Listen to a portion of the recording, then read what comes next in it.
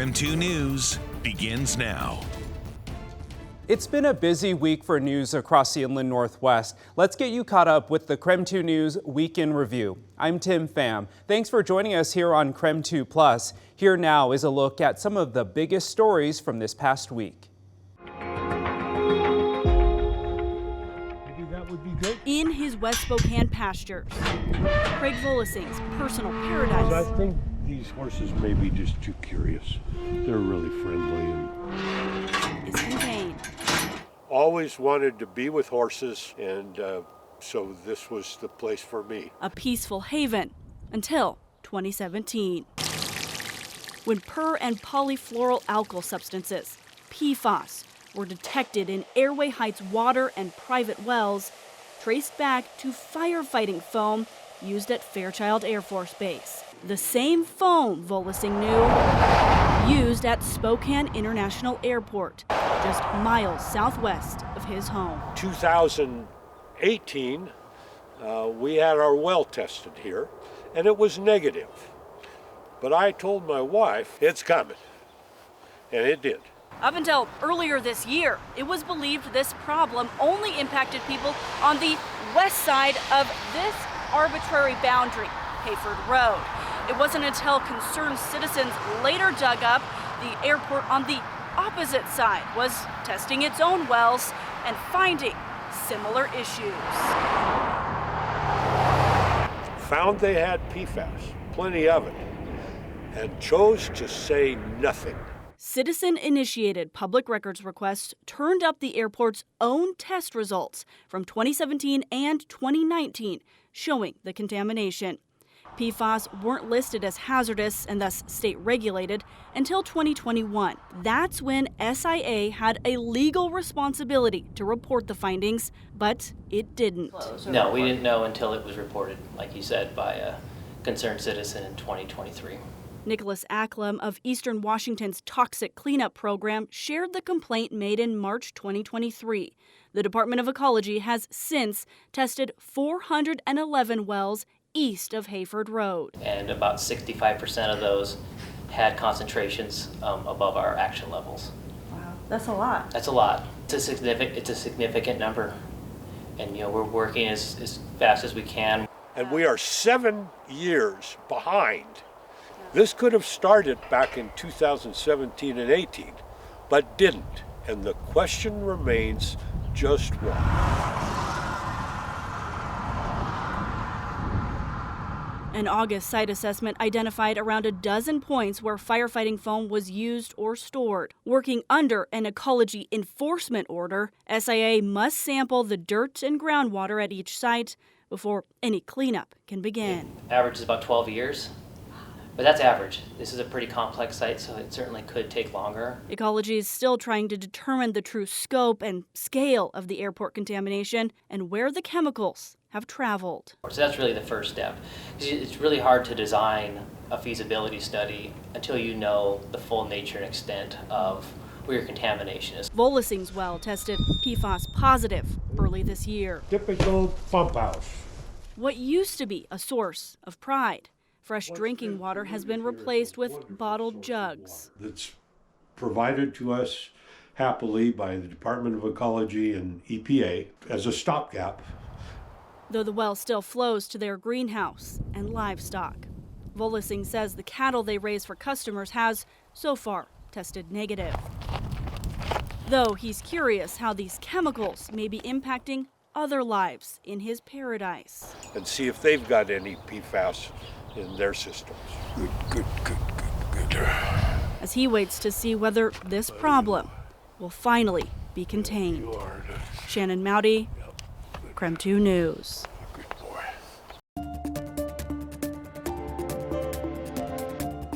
You lose them again and again, day after day, month after month, and year after year. The family of Shannon Aers, the woman who was murdered by her husband Dean Aers, spoke out during his sentencing hearing on Wednesday, asking for the maximum sentence possible for the loss of their mother, sister, and grandmother. I will never truly heal. Angie Campbell, Shannon's daughter, read testimonies for her and her siblings, saying that Shannon's presence and her unconditional love will be missed every day. A life should be worth more, because in my life, I will suffer to the day I die, that I lost my mother too soon. Back in January of 2022, investigators say Aers called 911 to report his wife had shot herself. Court documents say he claimed she used his gun and it was found in her right hand. However, an autopsy showed that she had been shot in the left side of her head.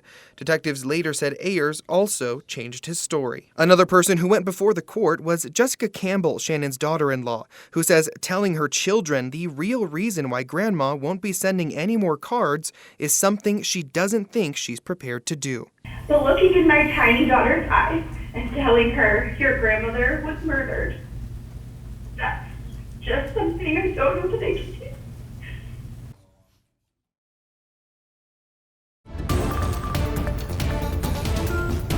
Welcome back to the KREM 2 News Weekend Review. I'm Tim Pham. Let's get back now to some of the biggest news stories from the Inland Northwest this past week.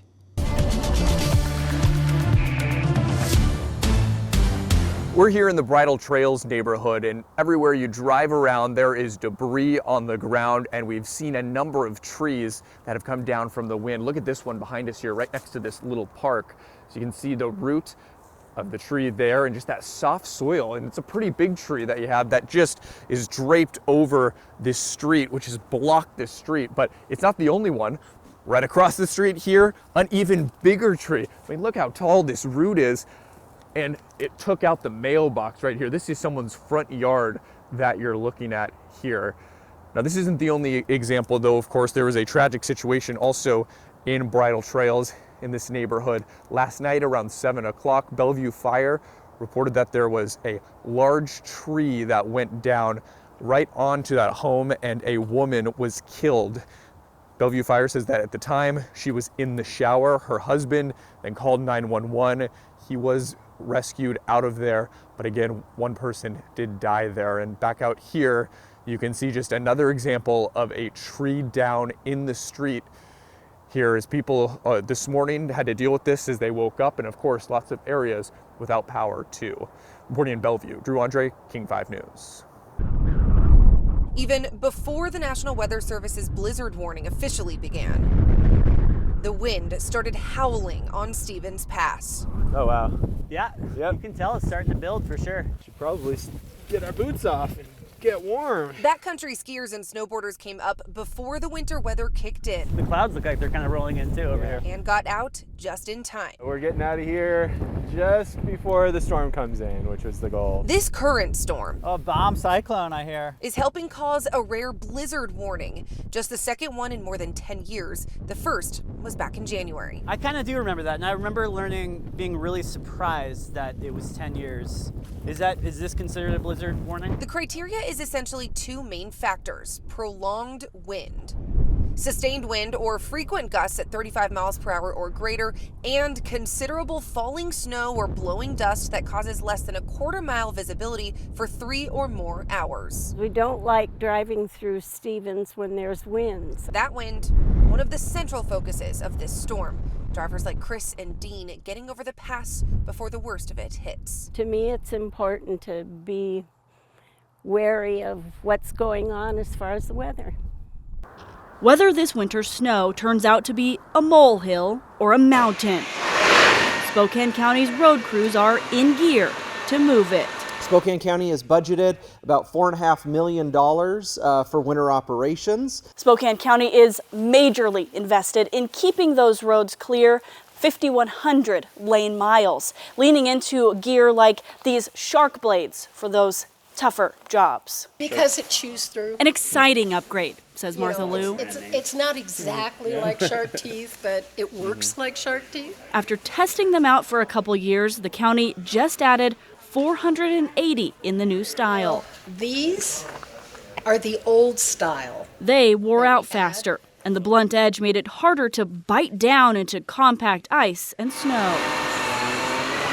With 36 plows, 34 graders, and 4 de-icing trucks, much of the winter work will come down to the county's crews, though they are putting out a call for your help, too. As you can see from the equipment around us, It's big, it's heavy, it's complicated to use. Keep your distance from these working rigs, at least 50 feet. And as you're clearing your own snow, don't add extra work by blowing it into the street. You can really create a hazard for a passing motorist, and then in cold temperatures, that snow can be freeze solid and make it very difficult and dangerous to remove. Many will be happy to hear county crews are still building these snow gates. About 24 of them will help cut down on snow berms in curbed residential areas. A very welcome addition to our fleet. Many years ago, when we didn't have these snow gates, I can assure you we would get calls regularly. All ready to roll out whenever winter decides to show up. Shannon Mowdy, KREM 2 News.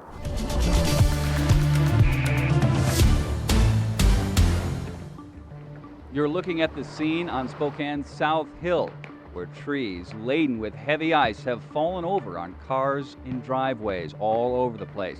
They're also falling across power lines, and what's happening now is that power lines are snapping and thousands of customers are left without electricity. We've been stepping across power lines since Tuesday, and that's made us feel not very comfortable. I worked with a crew from Canada. So you hear a tree falling right now. The trees can come down any time. Just got one on the house, and the back looks like another one's going to come down. So I think we're going to take off here and let whatever is going to happen. So I mean, it's easier to take it down than have it do damage to the house. The Levin house in North Spokane struggled without power for 1.5 days last week. There's a pretty good likelihood that some of these trees will come down. Miss Levin calls it loss prevention. Dan Schinner of Personalized Tree Service calls it avoiding disaster.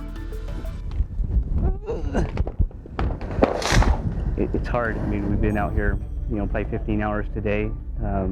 We've been up nonstop since, I guess, Tuesday about noon when we started getting our first calls.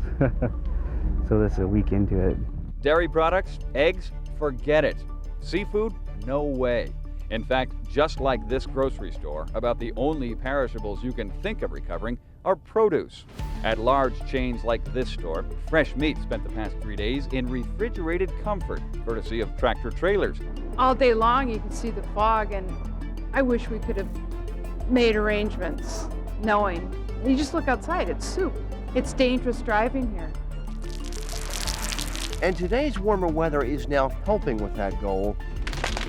Trees are losing their heavy coats of ice and snow.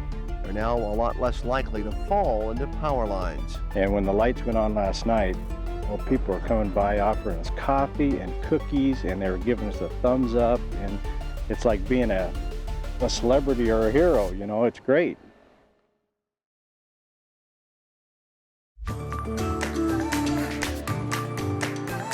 The Lakeland School District levy failing took away $9.5 million, or roughly 25% of the district's overall budget. A meeting at Timber Lake Senior High School allowed communication between parents and board members as they plan budgeting for next year. That money not in the school's pocket means potential cuts in extracurriculars and staff. 87% of our budget is staff, and so when you're cutting 20 to 25% of your budget and you have that much of your budget is staff, there's no way to avoid cutting staff. Superintendent Lisa Arnold joined members of the school board for a workshop meeting. It's the first workshop since the levy failed. After discussing potential cuts among different departments, attendees said clarity was the factor in why the levy didn't pass. We feel like we need to have a clear view of what will happen if it doesn't pass, and if it does pass, that makes it a lot easier as a parent. Kate McCarthy says as a parent in the district and community, the board did not make it clear to her and others what the levy would vote in favor of. At the end of it, no budgeting decisions were made. They could choose to make some cuts and then run a levy at a lesser dollar amount in May. That decision will be made on December 18th at their next workshop meeting. Members expressed interest in running the levy at a lower amount. Arnold says it's just a matter of time. We would have to have ballot language to the counties by a certain date in March, and so you start backing that up and you have to start having that conversation about resolution language in January. So it's time really is of the essence.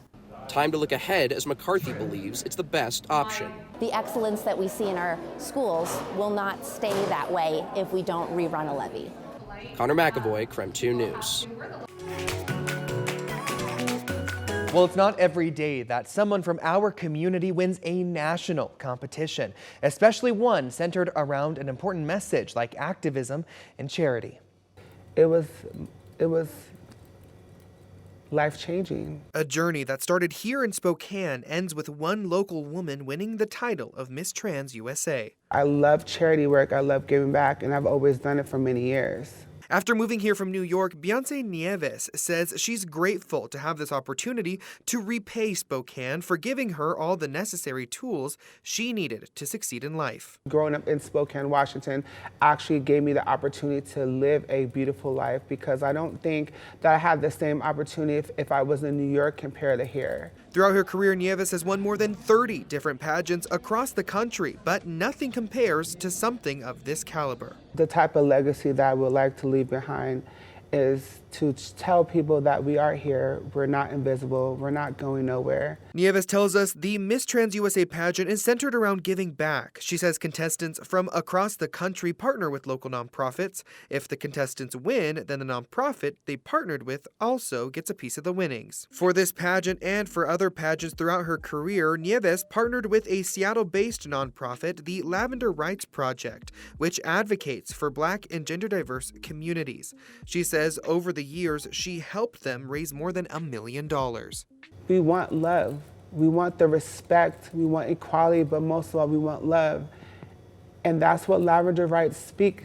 The main message Nieves wants everyone to understand during her reign is the simple fact that everyone is more alike than they might think. You know, I use the egg situation as like a demonstration. Like, you got brown eggs, green eggs, red eggs, and white eggs. When you crack it, we all the same on the inside. Aside from charity, the main thing that Nieves is looking forward to is being able to show what Spokane is made of and hopefully bring more people to the area. I want to make sure that people know that we're here. It's always the smaller cities that have the special gems inside that people don't even realize is there. Nieves says that she plans to meet with city leaders and invite them, as well as the rest of the community, to her celebration event at 9 Barn Bistro on December 20th. Now, this will be a fundraising event with multiple different raffles to raise money for local charities. In studio, Christian Garza, KREM 2 News.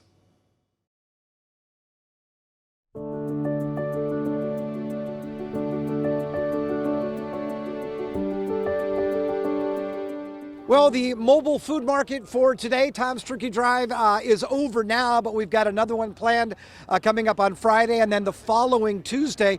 Keep in mind, you need to pre-register for these, and I think all the slots, quite frankly, have been filled up through Second Harvest, but we served about 500 families today, and we still need to pay for these meals, so we need those donations. So we're hoping that you will consider going on down to a Rosars store and purchasing a bag for $25, and that will feed a family in need. I tell you what, we met some fabulous families tonight, and there was nothing glamorous about being out here this evening. It is really, really cold.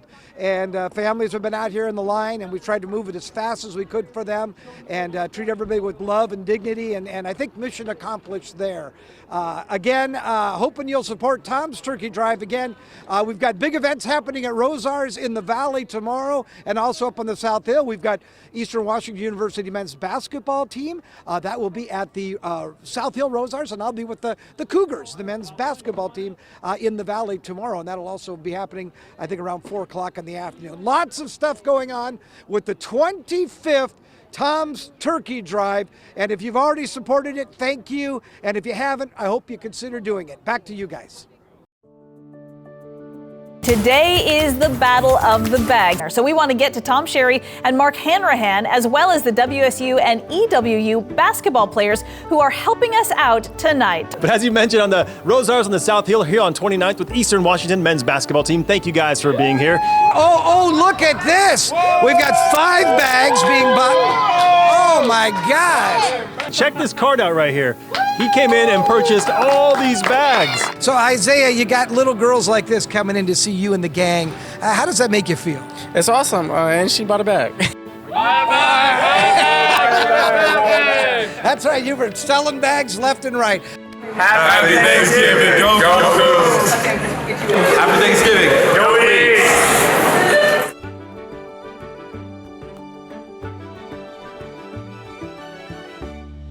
Yes, good evening from the Rosars on the South Hill here on 29th Avenue, wrapping up the Battle of the Bags, where the Eastern Washington men's basketball team is right here behind me.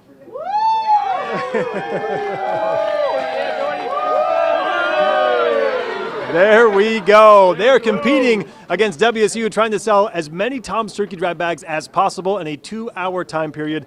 We don't know the results right now. We won't know them until tomorrow. However, let's dive into it. Nick right here, he's joining me. Nick, you guys are kind of right at the beginning of the season, kind of hip high in all things basketball.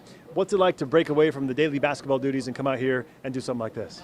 You know, it's great to do something for the people and just off the court. You know, it's always bigger than basketball. So, you know, just being able to help the unfortunate and just, you know, do our due diligence and just, you know, be the great people we are off the court and just show how we can be great people on the court tomorrow. You know, I think that's what the fans need to see. Nick, by the way, is from North Florida. How's the weather compare? Ooh, snow in 20 years, but hey, we love it though. All right, there we go. And we also have Sam. You might recognize his last name, Stockton, correct? Yes, sir. You grew up here in Spokane, so you kind of grew up probably hearing about Tom's Turkey Drive. Oh yeah, I remember it back in the day, doing high school drives, similar thing. But it's been great to, you know, help a community that I love so much, and then get my teammates to help along too. So it's really been a great experience. Yeah, what's it like, kind of getting away from the court for a little bit to be out here, just mingling with the public? You know, like Nick said, it's you know, more than just hoops. So it's been a great thing to take a step back and do what really matters. I have to say, this squad, guys, has been super engaging with all the shoppers as they've been coming in. They've been talking to everybody, and they have really good salespeople as well, because they have been upselling the folks on these bags as they have come in. We've gotten a $2,000 donation tonight, a $300 donation. A gentleman came through and bought a dozen Tom's Turkey Drive bags. So I think we're sitting pretty tonight, and you guys, I think we'll be sitting pretty tomorrow night when you take on the Cougs in the arena, right? Yes, sir. All right, Eastern Washington men's basketball, thank you very much. And that'll do it from the Rosars on the South Hill. I'm Mark Hanrahan for KREM 2 News.